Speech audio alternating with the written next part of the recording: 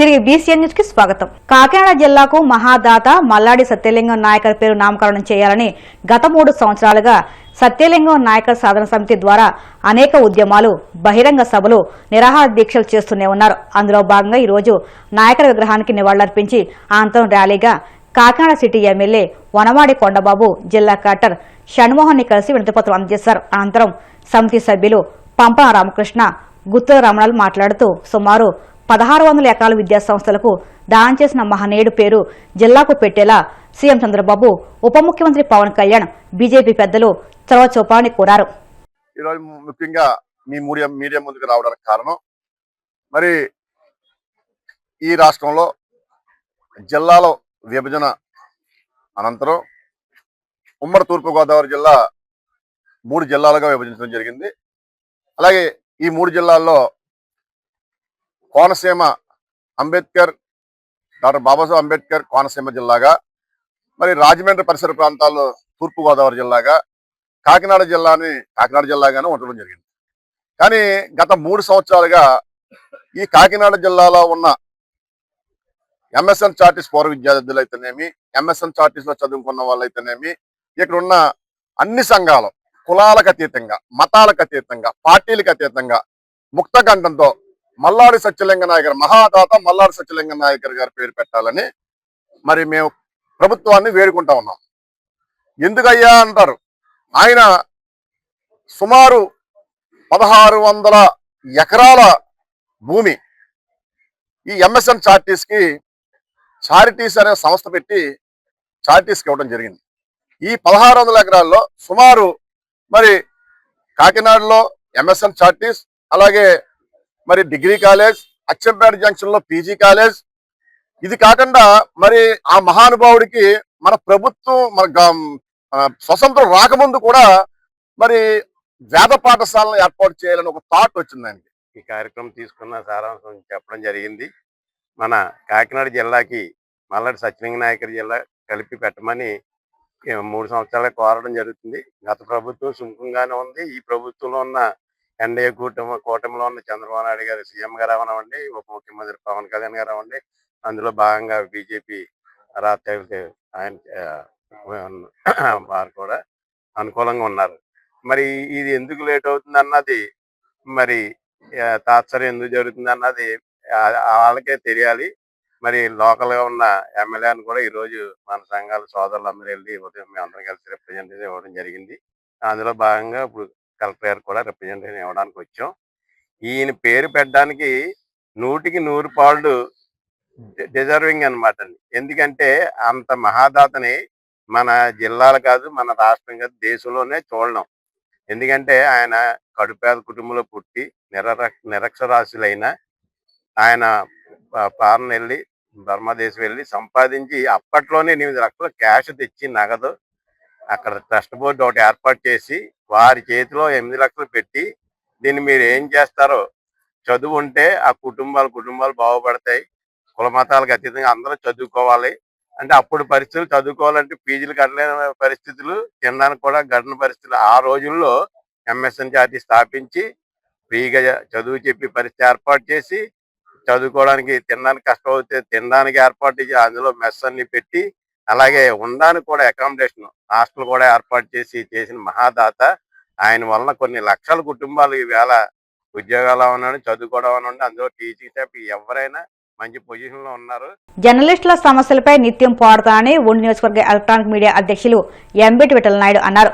పశ్చిమ గోదావరి జిల్లా ఉండి ఏఎంసీ ఆవరణలో నియోజకవర్గ ఎలక్ట్రానిక్ మీడియా సమావేశం జరిగింది. ఈ సందర్భంగా ఎలక్ట్రానిక్ మీడియా అధ్యక్షులుగా ఎంబీటి విఠలనాయుడు, ఉపాధ్యక్షులుగా చిట్టూరి జోషి, కార్యదర్శిగా బూడి సురేష్ బాబు, కోశాధికారిగా వర్మ ఎన్నికయ్యారు. ఈ సందర్భంగా ఎన్నికైన వారికి సభ్యులు కె ఇజ్రాయిల్, ఆకుల సతీష్, సిహెచ్ శ్రీను, కైలే రాజు, శేషపు మణి, అల్లూరి అరుణ్, నిమ్మల మణి, పి బాలాజీ, ఏ శ్రీనివాస్ అభినందనలు తెలియజేశారు.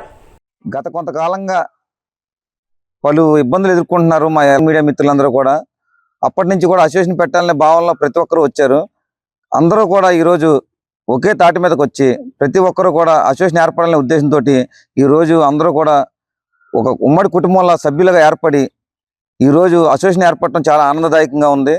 జర్నలిస్టులు అనేవాళ్ళు ఈరోజు చాలా ఇబ్బందులు గురవుతున్నారు. ఆ ఇబ్బందుల నుంచి కొద్దో గొప్ప ఉపశమనం కలిగించాలంటే మన 4 వేళ్ళు కూడా గుప్పుడు మిగిస్తే ఎంత బలంగా ఉంటామో సోదరులంతా కూడా అలా ఒక ఐక్యత ఉండాలనే ఉద్దేశంతో ఈ రోజు అందరూ కూడా ఏకీభవించడం చాలా ఆనందదాయకంగా ఉంది.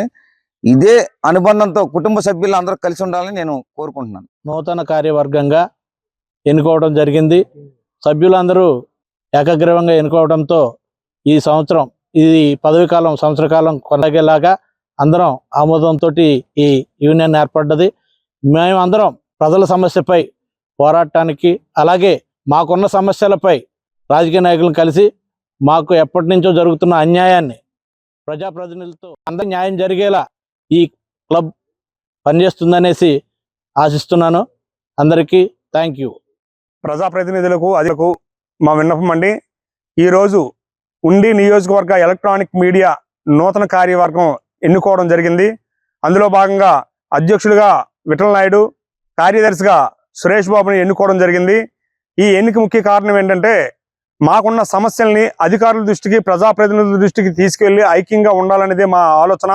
అదేవిధంగా గ్రామాల్లో ఉన్న సమస్యల్ని వెలికి తీసి ప్రజాప్రతినిధుల దృష్టికి తీసుకెళ్లి సమాజాభివృద్ధికి మేము తోడ్పడతామని, మా మీద ఉన్న నమ్మకంతో మా కార్యవర్గ సభ్యులందరూ కూడా మాకు ఈ పదవులు ఇచ్చినందుకు వాళ్ళకి కృతజ్ఞతలు తెలుపుతూ అందరం ఐక్యంగా ముందుకు సాగుతామని ఈ సందర్భంగా తెలియజేసుకుంటున్నాం. కిడ్నీ మార్పిడి పేరుతో మోసానికి పాల్పడిన నకిలీ వైద్యుడిని విశాఖ పోలీసులు అరెస్ట్ చేశారు. విశాఖలో కిడ్నీ అవసరమైన వారి నుంచి 1,00,000 తీసుకుని విజయవాడకు పారైన నకిలీ డాక్టర్ను అరెస్ట్ చేసినట్లు విశాఖ డీసీపీ మణికంఠ తెలిపారు. సీసీటీవీ ఫుటేజ్ ఆధారంగా నిందితుడిని గుర్తించామన్నారు. నిందితుడిపై వివిధ పోలీస్ స్టేషన్లలో 33 కేసులు ఉన్నాయని తెలిపారు. అనేక కేసులు నిందితుడిగా ఉన్నా కోర్టు విచారణకు రావడం లేదన్నారు. ప్రత్యేక బృందాలుగా గాలించిన పోలీసులు ఇమంది జ్యోతి శివశ్రీని అరెస్ట్ చేశామని వెల్లడించారు. అన్ని కేసుల సమాచారం తెప్పించి నిందితుడికి కఠిన శిక్ష పడేలా చూస్తామని డీసీపీ మణికంఠ స్పష్టం చేశారు. విశాఖపట్నం సిటీ ప్రాంతంలో ఈ సంవత్సరం ఫిబ్రవరి నెలలో ఒక కేసు చాలా కలకలం రేపింది. ఆ సమయంలో కేజీహెచ్ హాస్పిటల్లో ఒక దొంగ డాక్టర్ కిడ్నీ మార్పిడి కోసం 1,00,000 రూపాయలు తీసుకున్నారని చెప్పేసి, తర్వాత మోసం చేశారని చెప్పేసి శ్రీకాకుళం జిల్లా నుంచి ఒక వ్యక్తి 1 టౌన్ పోలీస్ స్టేషన్లో కంప్లైంట్ ఇవ్వడం జరిగింది. ఇతను దూసి రామ్జీ అని, నరసన్నపేట, శ్రీకాకుళం జిల్లా. అతనికి 5 సంవత్సరాల క్రితం ఒక కొడుకు పుట్టినప్పుడు తనకి కొంచెం కిడ్నీ ప్రాబ్లం ఉందని తెలిసింది. అప్పటి నుంచి కూడా కిమ్స్ హాస్పిటల్లోనూ హైదరాబాద్లోనూ చెక్ చేయించుకుంటూ ఉన్నారు. కిమ్స్ హాస్పిటల్లో లాస్ట్ ఇయర్ చెక్ చేయించుకునేటప్పుడు కిడ్నీ చాలా ప్రాబ్లం ఉంది, ఖచ్చితంగా మార్పిడి చేయాలి అని చెప్పేసి వాళ్ళ ఫాదర్కి ఇంటిమేట్ చేశారు, అబ్బాయి వాళ్ళ ఫాదర్కి. సో వాళ్ళ ఫాదర్ ఇమీడియట్గా ఫిబ్రవరి నెలలో ఒక న్యూస్ పేపర్లో కిడ్నీ మార్పిడి కోసం దాతలు ఎవరైనా వస్తే విరాళం అందించవలసిందిగా న్యూస్ పేపర్లో తెలియజేయడం జరిగింది. ఆ న్యూస్ పేపర్లో వాళ్ళ వైఫ్ ఫోన్ నెంబర్ ఇవ్వడం జరిగింది. దాని ద్వారా ఒక వ్యక్తి కాల్ చేసేసి, సో మేము గవర్నమెంట్ నుంచి మాట్లాడుతున్నాము, మీ అబ్బాయికి ఉచితంగా కిడ్నీ మార్పిడి చేయడానికి మేము అన్ని రకాల ప్రయత్నాలు చేస్తాము, మీరు కేజీహెచ్ హాస్పిటల్కి రండి అని చెప్పారు. ఆ వ్యక్తి తనని డాక్టర్ నరసింహం అని పరిచయం చేసుకోవడం జరిగింది. తర్వాత వెనువెంటనే ఎవరైతే ఈ ఫాదర్ ఉన్నారో అతను కేజీహెచ్ హాస్పిటల్ పరిసరాల్లోకి రావడం, ఒక డాక్టర్ పీజీ డాక్టర్ అని చెప్పేసి డాక్టర్ ప్రవీణ్ అనే పేరుతో పరిచయం చేసుకోవడం జరిగింది. అతను వాళ్ళ ఫాదర్ దగ్గరికి వచ్చేసి మొత్తం అంతా రికార్డ్స్ తీసుకొని చూసి, సాయంత్రం కల్లా 1,00,000 రూపాయలు ఏర్పాటు చేసుకోండి, మీ అబ్బాయికి మనం వెంటనే కిడ్నీ మార్పిడి చేయిద్దామని చెప్పేశారు. మళ్ళీ వాళ్ళ ఫాదర్ వెళ్ళిపోయిన తర్వాత సాయంత్రం ఫోన్ చేసి ఇమీడియట్గా 1,00,000 కనుక తెచ్చినట్లయితే కిడ్నీ వెంటనే మార్పిద్దామని చెప్పేసి కిడ్నీకి సంబంధించి 1,00,000 రూపాయలు తీసుకొని అక్కడి నుంచి వెళ్ళిపోయాడు. ఆ తర్వాత కానీ తెలిసింది అతను దొంగ డాక్టరు, అసలు అటువంటి డాక్టర్ ఎవరు లేరు, ఈ 1,00,000 రూపాయలు తీసుకొని తనను మోసం చేశారని. ఆ సమయంలో మనకి 1 టౌన్ పోలీస్ స్టేషన్లో కంప్లైంట్ ఇవ్వడం జరిగింది. అప్పటి నుంచి కూడా ఈ వ్యక్తి అబ్స్కాండింగ్లో ఉన్నారు. ఆ అక్యూజ్డ్ పేరు ఇమండి జ్యోతి శివశ్రీ. ఇతను నేటివ్ ఆఫ్ కరకట్ట, విజయవాడ. ఇప్పటి వరకు ఇతను 33 ఇటువంటి చీటింగ్ దొంగతనాలు చేయడం జరిగింది. ఇతను మొదటిసారిగా 2004 సంవత్సరంలో బైక్ దొంగతనాలు స్టార్ట్ చేసేసి ఇప్పటి వరకు కూడా అన్ని రకాల మోసాలు చేయడం మొదలుపెట్టాడు. ఇతను చేసే వాటిల్లో ఉదాహరణకి బైకులు ఎక్కడన్నా దొరికితే దొంగతనం చేయడం, షాప్స్ దగ్గరికి వెళ్ళేసి మొబైల్స్ కొంటానని చెప్పేసి ఆ మొబైల్ తీసుకొని పేమెంట్ చేయకుండా అక్కడి నుంచి వెళ్ళిపోవడం, ఏదైనా సరే ఆన్లైన్ ప్లాట్ఫామ్స్లో ఫ్లిప్కార్ట్, అమెజాన్ ఇట్లాంటి వాటిల్లో బాగా బిజీ జంక్షన్స్ ఏవైతే ఉన్నాయో అక్కడ అడ్రస్ ఇచ్చి అక్కడ ఖరీదైన వస్తువులు ఆర్డర్ పెట్టేసి అక్కడ ఆర్డర్ తీసుకున్న తర్వాత క్యాష్ ఆన్ డెలివరీ చేస్తారు. చేసినప్పుడు వెంటనే డబ్బు ఇవ్వకుండా అక్కడి నుంచి పారిపోవడం, చాలా రకాల చీటింగ్. ఎవరైనా సరే న్యూస్ పేపర్స్లో ఏదైనా ఆర్థిక సహాయం కావాలంటే వాళ్ళకి ఫోన్ చేసి వాళ్ళందరినీ చీట్ చేయడం జరుగుతుంది.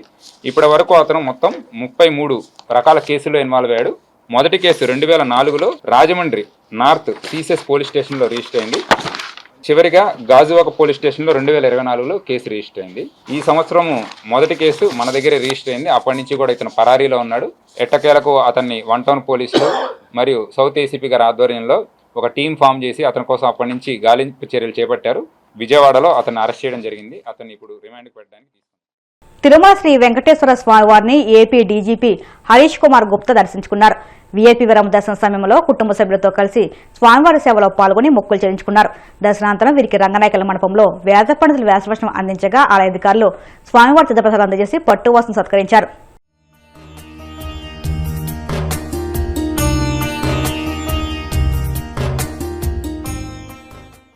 వార్తలు ముగించే ముందు ముఖ్యాంశాలు మరొక్కసారి. రాపూరు, కలువాయి, సైదాపురం మండలాలను నెల్లూరు జిల్లాలోనే కొనసాగించాలి. సీఎం చంద్రబాబుకు నివేదికలను అందించామన్న మంత్రి ఆనం రామనారాయణ రెడ్డి. వైసీపీ ప్రభుత్వ హయాంలో పంచాయతీ వ్యవస్థను కూల్చేసి ఇప్పుడు మళ్లీ వారి నీతులు చెబుతున్నారు. మండిపడ్డ టీడీపీ ఎమ్మెల్సీ ఆలపాటి రాజేంద్ర ప్రసాద్. అమరావతి కోసం భూములిచ్చిన రైతులకు ప్రత్యామ్నాయంగా చెరువులు, వాగుల్లో ప్లాట్లు కేటాయించారు. విమర్శలు గుప్పించిన వైసీపీ నేత డైమండ్ బాబు. తిరుమల శ్రీవారిని దర్శించుకున్న ఏపీ డీజీపీ హరీష్ కుమార్ గుప్తా. ఆలయం రథలతో స్వాగతం పలికిన అధికారులు. ఈ వార్తలు ఇంతలో సమాప్తం. మరిన్ని వార్తల కోసం BCN digital YouTube channel, Facebook పేజీని ఫాలో అవ్వండి. అప్డేట్ వార్తల కోసం ప్లీజ్ సబ్స్క్రైబ్.